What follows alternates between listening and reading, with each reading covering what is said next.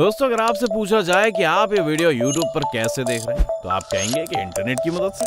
खैर, आपका जवाब बिल्कुल सही है, लेकिन इंटरनेट पर ये वीडियो आया कैसे? आप अपने दिमाग पर और ज्यादा जोर मत डालिए, क्योंकि वो हमने आपके लिए कर दिया है। तो दोस्तों, होता कुछ यूं है कि जब भी हम अपना कोई भी वीडियो YouTube पर अपलोड करते हैं, तो तुरंत ही गूगल का डेटा सेंटर में यहाँ से हजारों किलोमीटर दूर स्टोर हो जाता है। और जब आप इस वीडियो के लिंक पर क्लिक करते हैं, तो एक सिग्नल तुरंत गूगल के उस डेटा सेंटर तक आपके मोबाइल से जाता है और तुरंत ही वहां से उस पूरे वीडियो का डेटा आपके मोबाइल में लोड हो जाता है और आप उसे देख पाते हैं। अब आपको ये प्रोसेस तो समझ आ ही गया होगा, लेकिन आप गौर करें तो हमने कहा था कि हजारों किलोमीटर दूर से ये सारे काम होते हैं। तो अब सवाल ये है कि सिग्नल को ले जा रहे हैं और उधर से डेटा ले आने का काम करता कौन है? तो इसका जवाब है ऑप्टिकल फाइबर। तो क्या है ये ऑप्टिकल फाइबर, जिसे सदी का वरदान कहा जाता है? पूरा समझने के लिए इस वीडियो को अंत तक जरूर देखें दोस्तों। ऑप्टिकल फाइबर को समझने के लिए जरूरी है कि पहले हम लाइट के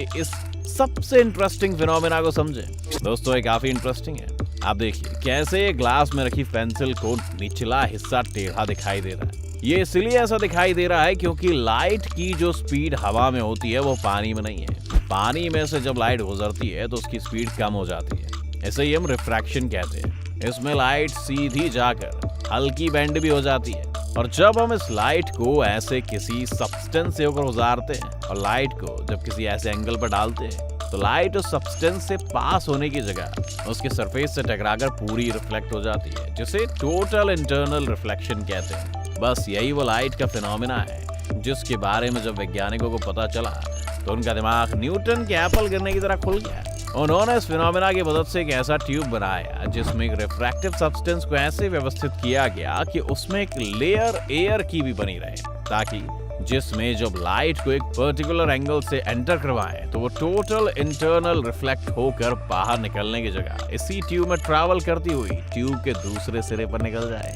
अब अगर आपकी फोन में चलने वाले इस वीडियो का एग्जाम्पल फिर से ले, तो आप देखेंगे कि हमारे फोन से वीडियो चलाने के लिए सिग्नल एक इलेक्ट्रोमैग्नेटिक वेव में बदलकर मोबाइल से निकलता है, और वो वेव सबसे पहले आपके नजदीकी टावर पर जाती है, जहाँ जैसे ये वेव पहुंचती है वैसे ही इसे एक लाइट सिग्नल में बदलकर ऑप्टिकल फाइबर में भेज देते हैं, और वो फ्रैक्शंस ऑफ सेकंड्स में इस सिग्नल को डेटा सेंटर तक पहुंचाते हैं, और उसी फ्रैक्शन ऑफ सेकंड में इस वीडियो का सारा स्टोर डेटा लाइट सिग्नल की मदद से आपके मोबाइल तक पहुंच जाता है। आज इस ऑप्टिकल फाइबर ने लगभग पूरी धरती को एक साथ जोड़ लिया है। जमीन तो जमीन, यहाँ तक कि महासागरों के भीतर भी इन फाइबर्स का जाल बिछा दिया गया है। ये ऑप्टिकल फाइबर ही है जिनकी वजह से आज इंटरनेट की स्पीड को इतनी ज्यादा तेजी मालूम होती है, और हम ये भी कह सकते हैं कि हाई स्पीड इंटरनेट होने के बावजूद ये पहले से बहुत सस्ता भी है, और इस वजह से पूरी दुनिया की डिजिटल कनेक्टिविटी में क्रांति आ गई।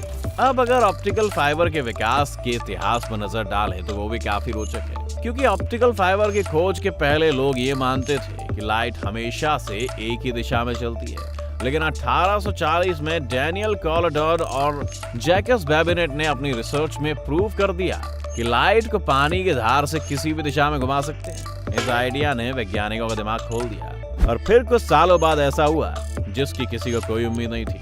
1876 में अलेक्जेंडर ग्राहम बेल ने ऑप्टिकल फाइबर की मदद से ही टेलीफोन का आविष्कार कर दिया। उस वक्त उन्होंने इसका नाम फोटोफोन रखा था।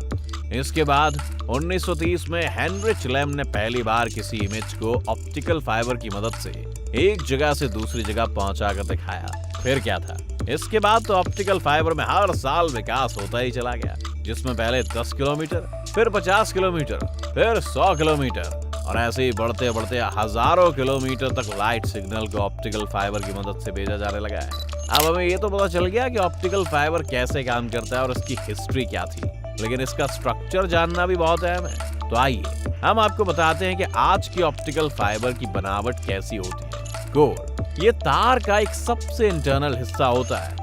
ये असल में कांच जैसे किसी रिफ्रैक्टिव सब्सटेंस से बना होता है, जो कि दिखने में सिलिंड्रिकल ट्यूब की तरह होता है। इसी के अंदर लाइट डेटा के साथ प्रवाहित होती है। इसमें जितना ज्यादा स्पेस होगा उतना ही ज्यादा डेटा फाइबर के अंदर से ट्रांसमिट हो पाएगा। कोर की लंबाई व मोटाई आमतौर पे एक इंसान के बाल की जितनी होती है। क्लैडिंग, कोर के ऊपर वाली परत को क्लैडिंग के नाम से जाना जाता है। लाइट कोर के अंदर ट्रांसमिट हो सके, इसीलिए क्लैडिंग रिफ्लेक्शन पैदा करती है। जिससे लाइट की वेव सीधी पास हो सके।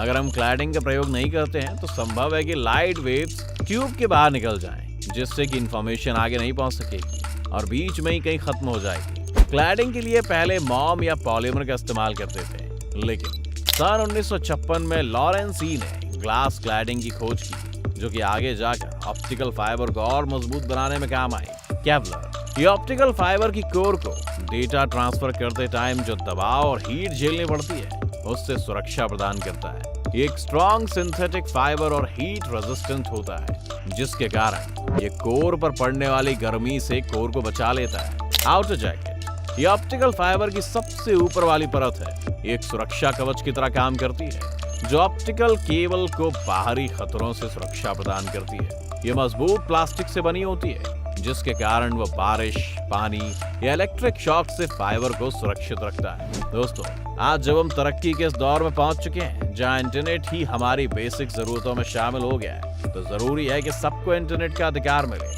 और इसके लिए सबसे ज्यादा जरूरी है कि उस इंटरनेट में कोई बाधा ना आए। और ये तभी संभव है जब दुनिया भर में फैले हुए ऑप्टिकल फाइबर के बारे में हमें पता हो।